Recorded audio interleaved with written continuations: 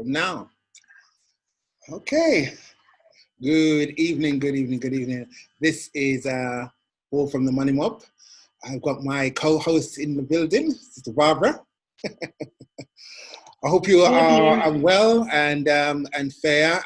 I also have my guest here. We're going to be introducing our guest, Merlin Gaston, in a second, which is going to be really, really quite beautiful. I think I have a good feeling it's going to be a good interview. Definitely. Absolutely.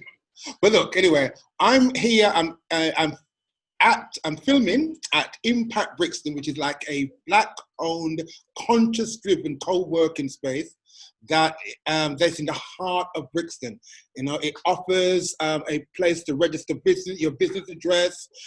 It's host up desking.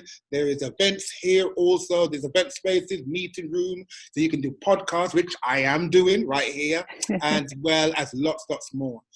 Now, in the next few years, they are looking to support thousands of businesses to realize their passion and to impact the broader community as a general. So it's going to be a network and a free educational programs. So if anything, use my name to sign in for any services, and you will get a discount of 20% on your membership. So remember, use my name, Paul from the Money Mob, when you're looking to now, speak to the people at Impact Brixton, and you will get a 20% discount. Okay. And what's the address, Brother Paul? You know what? I actually haven't got the full address right in front of me. I believe it is in Electric Avenue, I believe, in Brixton. Is it Electric Avenue? Electric Lane. 17A Electric Lane in Brixton. All right. And great. All right, cool. All right, so moving on swiftly, I have our guest, Merlin Gaston. She's an accounts director with a company called Tax Assist. I know she has been in this particular field for, 30 years almost? Yes. Although you don't look it, Merlin. She's beautiful. Absolutely. So Merlin, welcome. Thank you. Okay, so obviously the first thing we've got to ask you is, how is business at this time? Oh, well, it's doing a lot better than I thought you would have, considering the climate that we're in. To be quite honest, my business has increased by 10% in clients-wise over the last 6 weeks. So I'm very impressed, considering the climate we're in. Because at the moment, a lot of people, because of the whole thing with COVID, a lot of people are opening new businesses. So they've had time to stay at home, think about, you know what, I don't want to be in employment anymore. I want to work for myself. So you get I've got a lot of new business owners who I've taken on board. So it's been great. Yeah. Very interesting. Yeah. Okay. So look, Merlin, you've been in the industry for about 30 years. So, I mean, when you were growing up, did you always have a love for figures? Was it something that it would just come natural to you and it kind of led you into this path? I mean, just give us an idea of your journey. Okay. When I was at school, I was always very good at figures. And then my background, really, I grew up in the West Indies, actually. I was born in London, but I grew up in the West Indies, but I was always very good at figures. And when I left secondary school, I decided, maybe I should just go and work. And I thought, no. So I took a secretarial job and I hated it. And I thought, okay, I need to go back to finance because that's what I love. So since then, I've not looked back. I've just always worked in finance. My last role before I started off working for myself was a finance director for a charity. Okay. But I've worked in all different sectors as accountants, in property, for accounting firms. I've got varied experience. Okay, fantastic. Wow. Can I just ask a question? Yes. Yeah. Can I just say also that Merlin has given me I met Merlin at an event. It's at Mavis, isn't it? Yes. That she has regularly supporting women in the business, in startup businesses.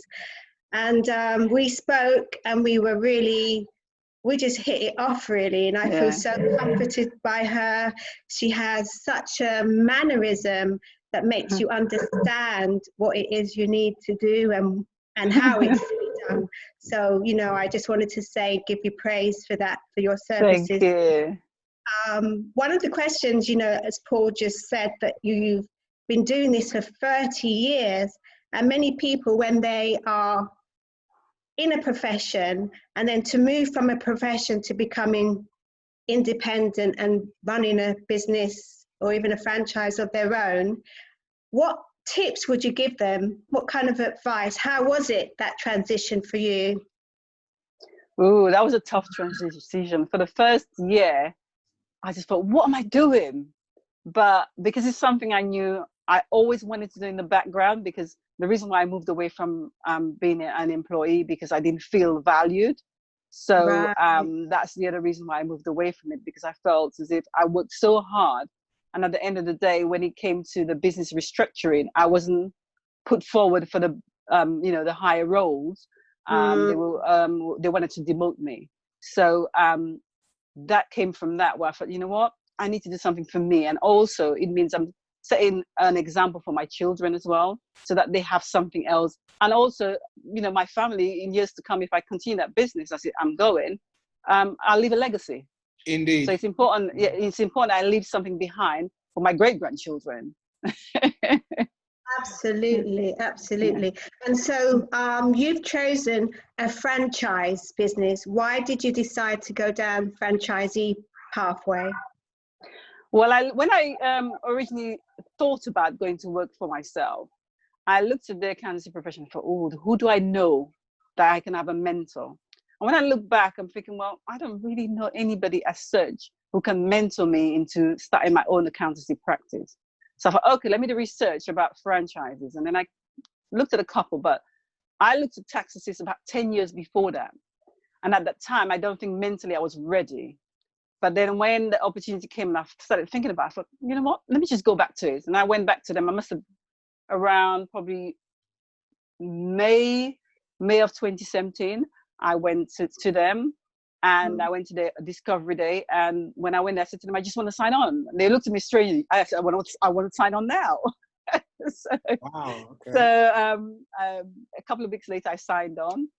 And I started with Tax Assist. Also, what it offers you is almost like somebody in the background to assist you. Whereas if you start up on your own, you don't have all the systems in place. So what Tax Assist offered me was they had already had a system where it's been tried and tested. So I was able to actually latch into the system. But not also that, they provided me with training. So as a franchisee, you have to go for a 6 months training course, which was for the first six weeks is very intense. And that offered me a good background to me being able to sustain the business as I have sustained it so far. Lovely. Yeah. Thank you. Thank you. Mm-hmm. So when was Tax Assist Accountant, when was it created? I mean, it sounds like quite an old firm. Yeah, they started off in 1992. And the other thing, there's a friend of mine who, only when I was about to start purchasing my franchise, she'd been with them since 1995. And she was telling me her journey and how it's worked for her. So they've been there for quite a long time, quite a few years now. 1992 is over 20 years now. Mm-hmm. And in regards to it, I mean, what's the general philosophy behind like Tax Assist Accountants as a group? I think Barbara may have answered the question, but someone did just get a feel. Yeah. With Tax Assist, they try to offer, sometimes we call ourselves the small business champions. And the reason why we say that, we tailor our services more towards small businesses, because you tend to find a lot of them bigger accountants, small businesses get lost amongst their clients. And what, particularly with me, I provide a personal service where I make the client feel that they're important. And it's important that clients feel they are important, because then, you know, you feel you're getting value from your accountant. So with me, whenever I meet a client, I find out what their needs are first. I don't assume. I always find out what their needs are and then tailor that service. So I would say a personal service is important, and that's one of the philosophies for taxes is providing a personal service and also making it sound as if it's simple. Whereas most business owners think, oh, taxes, it's too complicated. So we try to make it simple, and hopefully, in the clients relax, like Barbara did. Yeah, cool. Well, the next thing I wanted to just ask you, I mean, okay, you deal with small businesses. Yeah. In your opinion, Mm-hmm. what do you think are the 3 key things that a person who's now going to enter into business should do as a matter of course? What's the 3 main things they really should be concentrating on first? I would say the first thing is research, because particularly if you're providing a service or product, you need to find research as to whether somebody has done it before. If they have, what your competitors are. Do a competitor analysis, because you need to know what your competition is. Mm-hmm. There's nobody going blindly. And the other thing I would say is how much you're willing to risk, how much money you're willing to risk, because some businesses you need money up front. So how much are you going to risk? Are you going to risk your house? So you've got to be willing to, and also you need to be able to, other thing is operational, because a lot of time when we start a business, we try to think, okay, we just want to start it. But what's the behind the business? Because it's important, because if you grow and you don't have anything behind you operationally, you're going to fail. Yeah. You're going to fail. I could go on, but it's so, because based on my experience, I could give a long list. I mean, I can give a long list, but I'm giving a couple. Okay, cool. Yeah. So look, sorry, Sister Barbara? I just wanted to know, I know that really important questions that Brother Paul just asked you, but on the reverse side of that is, what are the common mistakes that you see people making that we just keep repeating, and you'd say to yourself, oh, I wish we would just get this bit of it. So I would say mistakes that we make. Okay, so the first one, I would say a lot of the time they say they don't need an accountant. I can do it myself. I can do it myself. Big mistake, because you tend to find by the time they get an accountant on board, their records are out of order, they've not done anything, it's in a mess, they give you a bag of receipts. Get an accountant on board early, so that you can get things right from the beginning. Even though you don't employ them from day one, but at least go and see one, so that maybe in 3 months' time, 6 months' time, you have an accountant that can hold your hand as your business grows. I'll say the other thing is, another assumption people make when they start up a business is that they don't need to be registered as self-employed. I have many businesses that start up a limited company and think, oh, all they have to do is limited company accounts, and corporation tax return, and they just take money out of the business. No, a limited company is a separate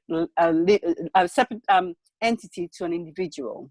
So therefore, that means that individual, if they take money out of the business, needs to be registered as self-employed with HMRC and submit a self-assessment tax return. I can guarantee you, I've had probably 50% of my clients, but when they come to me, I've had to get them to register as self-employed. Oh, wow. Because they make an assumption that they can take money out of the business. It's my money, I've worked for it, but legally, it's not their money, it's the business money. Yes, I hear you. It's different if they're a sole trader. If it's a sole trader, you automatically need to register as self-employed.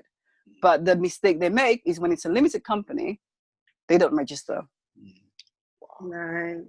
And the other thing they will say to me, well, I'm being charged tax twice. Why is my business paying for tax? And I'm paying for tax. Again, it's a separate legal entity. The business pays corporation tax, and you pay personal tax via HMRC. Right, I hear which is your self-assessment tax return. I hear you. Now, one thing I want to ask you as well, all right? Because as you said, you were born here, but you also was in the Caribbean. Yeah. In your kind of travels, I mean, how is the accountancy, being an accountant may be different, in the Caribbean as it would be in the UK? Or have you had an It's experience? not that much difference. I don't particularly had any major experience there. I think I only worked there for a couple of months. But the experience is not that much difference because you still have to follow accountancy rules. Everywhere you go in the world, if you're working as an accountant, you still have to follow rules. Rules are similar because there's a book that says this is what you need to do. They're all similar. Okay. So the transition between wherever you are in the world, there's not that much difference. I hear you. Because they've all got similar rules you have to follow. Okay. Cool. And would you work in the Caribbean as an accountant maybe in the future, or because I mean now things are global. It is definitely, but I'm not sure I want to work as an accountant. I want to be on the beach relaxing in the Caribbean. It's too hot for me to be. It's too hot for me to be working so hard. I'll still leave my business in London and probably work remotely. Yes, I hear you. I have passion for other businesses because even though I love accountancy, to be quite honest, my other passion is actually clothes. I love clothes. Okay. So even in my next life, I'd like to be a fashion designer. Wow. Okay. That sounds very interesting. Okay. All right. Cool. In the future then. All right. Good. So, okay. For the future. Yes. So look, Merlin, what's the plans, going into the future? Even though I know nowadays that the future doesn't look certain, but in your estimation, what's your plans kind of going into the future? Well, my plan is to expand because I love to have more than one practice, but also I like to be able to provide employment for my people, my community, the BAM community, because I think it's important that we help each other. So I'd like to be able to, or at least like for students in secondary school or doing a course where they need work experience, to offer that, and eventually offer an apprentice job where they can work alongside. They can work alongside me, and I can help them, as much as the path I followed, because I found that when I started my path, I didn't have a mentor. So therefore, I love to be able to mentor somebody else. All right. That sounds beautiful. Yeah, cool. Sister Barbara, any question? Do you see many young people going into accountancy, or do you think it's something that they get put off maths at school? I think some of them do get put off, but there are various routes that you can get into accountancy. You can do as an apprentice. You can do it on the job. So there are various opportunities where young people don't necessarily have to go to uni. And I think with the accountancy, particularly, you don't have to go to university to do that. All right. Lovely. Okay, fantastic. Okay, so Merlin, please give the viewers your contact details. I know you're on Instagram, and I know you're on I'm everywhere. So please, let our viewers know where they can get a hold of you. Okay, my website, first of all, is www.taxassist.co.uk/Barkin. My email address, I'll give you my personal email address, is Merlin Gaston, that's MERLINGASTON @taxassist.co.uk. I'm on Instagram. What's my Instagram? Taxassist Barkin. I'm on Facebook, which is Taxassist Accountant Barkin. I'm on Twitter, which is Taxassist Barkin. Wow. I'm also got a YouTube channel as well, which is under my name, Merlin Gaston. Oh, fantastic. Good. I like that. Okay. All right, so we're now really at the close of our interview, and as a debutante in regards to the Money Mob podcast, we want to ask you the Money Mob question. So, Merlin, if you were given one wish in regards to the Black community, what would that one wish be? My one wish would be that we work better together as a community and form a more economic platform that we can flourish under. Because I'm very much aware the power within the Black community probably only stays within probably 6 hours, a couple of hours, if that. That's right. And we need to work towards getting our own bank and just grow our business and support each other. That's very important to me, and I wish that we could do that. Have many Black banks that I can walk down the high street and go into a bank and it's a Black bank. Indeed, indeed, indeed. Wow. Yes, I would. Yes, I'd love that myself. All right, fantastic. So, Merlin, it has been a real pleasure, a real delight. I'm having you on the show, and as I said, we wish you well, and maybe you know, not too long down the line, we'll be speaking to you again. Definitely. Yeah. Yes, definitely. Yes. All right. So I'd love to. If anybody's got any questions in relation to how I can support them, give me a call. I'm quite happy to give them advice, because the first hour is a free consultation. So I'm happy to have a chat with them. Oh, fantastic, fantastic.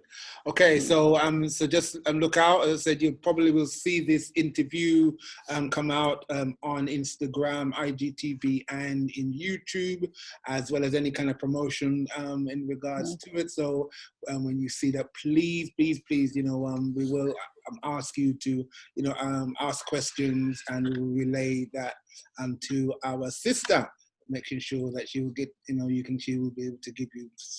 I know she will give you sound advice. Absolutely. Okay. Thank you, Brother Paul and Sister Barbara. Thank you. Okay, thank you so much. So this is Paul and Sister Barbara from the Money Mob. I'm signing out. We hope to see you all soon. Remember to share, subscribe on our YouTube channel, and comment as well, and look out for the interview, also segments of the interview on Instagram. Remember, we're on Money Mob 101. That is Twitter, Instagram, and Facebook. And with that, we're going to close. Bye. Bye-bye.